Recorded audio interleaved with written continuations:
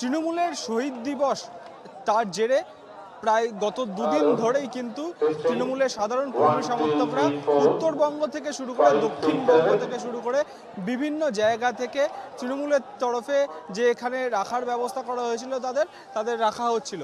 ইতিমধ্যে আমাদের সঙ্গে রয়েছেন এমন একজন শারীরিক বিশেষভাবে সক্ষম তৃণমূল কর্মী, তিনি কিন্তু কাজরাপাড়া থেকে এই ধর্মতলার সভামঞ্চের সামনে উপস্থিত হয়েছেন। তার সঙ্গে একবার কথা বলে নেওয়ার চেষ্টা করব।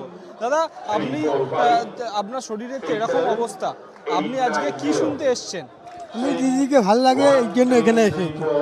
দিদি সব দিকে সবাই সুবিধা করে দেয়, এই জন্য এখানে আসা হয়। আপনি কোথা থেকে আসছেন? কাঁচরাপাড়া 24 নম্বর ওয়ার্ড থেকে। আপনি কি এই আপনার বিশেষ জানে করেই কাজরাপাড়া থেকে এসছেন? হ্যাঁ, আমি এই সাইকেল চালিয়ে কাঁচরাপাড়া থেকে এসেছি। কতক্ষণ সময় লেগেছে আপনার? ও ধরুন না, কালকে রাত্রি 11টা, আজকে সকাল 7:30টায় পৌঁছেছি। কালকে রাত্রির 11টায় বেরিয়েছেন, আজকে সকাল 7:30টায় পৌঁছেছেন, তাই তো? হ্যাঁ। আপনি যে এইভাবে এসেছেন, আপনার কষ্ট হয়নি? না, কষ্ট নেই, ভাল লাগে তাই জন্য আমি এসেছি। কষ্ট কিছু, কষ্ট হলেও আমাকে আসতে হবে, আমার ভাল লাগে। দিদিকে দেখতেই এসেছেন? হ্যাঁ, দিদিকে, অভিষেক বচ্চনকে, অভিষেক ব্যানার্জিকে দেখতে এসেছি।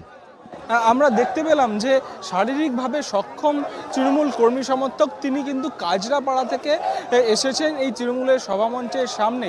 গতকাল রাত্রির 11টার সময় বেরিয়ে আজকে 7:30টার সময় তিনি এই সভামঞ্চের সামনে এসে উপস্থিত হয়েছেন।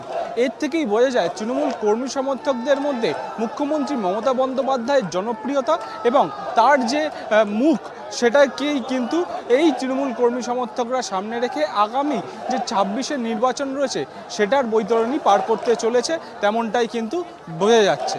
ক্যামেরায় স্বপন রায়ের সঙ্গে অভ্রদীপ দাসের report, tribe TV Bangla, Dharmatala.